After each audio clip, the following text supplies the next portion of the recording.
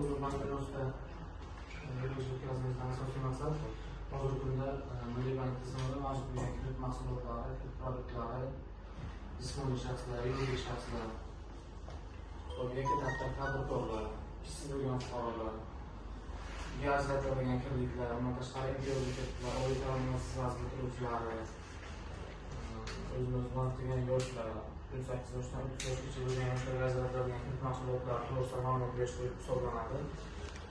Hozirgi kunda biz tashabbuslar bilan 60-61 qarorlarga asosan oliy ta'lim muassasasi bitiruvchi yoshlar va bandligini ta'minlash, daromadini oshirishga bilan bog'liq qator qarorlar imzolanib kelyapti. Shunga asosan Milliy bank tizimida hozir kredit mahsuloti joriy qilingan bo'lib, bular yoshlar uchun ajratiladigan kreditlar 8-36 oy muddatga aylanma mablag'lar uchun savdo faoliyati, ishlab chiqarish, xizmat ko'rsatish yo'nalishlari uchun ajratiladi. Bular imtiyozli kreditlar hisoblanadi, ya'ni Markaziy bank qaytarmalar stavkasi +1%, ya'ni 15% ajratiladi. 7 yil muddatga asosiy vosita uchun olinadigan bo'lsa, 15% 7 yil muddatga oliy ta'lim muassasasi bitiruvchisi yoki bitirganiga 3 yildan yoki 5 yildan oshmagan bo'lishi kerak. Aylanma mablag'lar uchun ajratiladigan kreditlarimiz 36 oy muddatga, ular ham xuddi shunaqa 15%dan 15%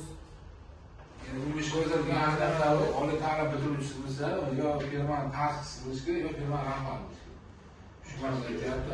Yakka tadbirkorlik faoliyati bilan shug'ullansa ham bo'ladi. Oliy ta'lim muassasasi bitiruvchi yakka tadbirkorlik ro'yxatdan bo'lsa ham bo'ladi.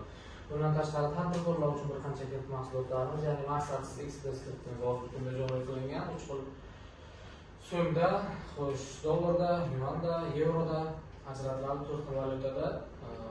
Bu kredit mahsuloti hozirgi kunda tadbirkorlar uchun aynan talab doirasida kredit hisoblanadi, chunki oldingi kreditlarimizda maqsadli ishlatilishi, monitoring qilish, faktura taqdim qilish kerak bo'lsa, bu oddiy jismoniy shaxslarga qanaqa kredit ajratilsa, xuddi shunday hisob raqamiga o'tkazib beriladi.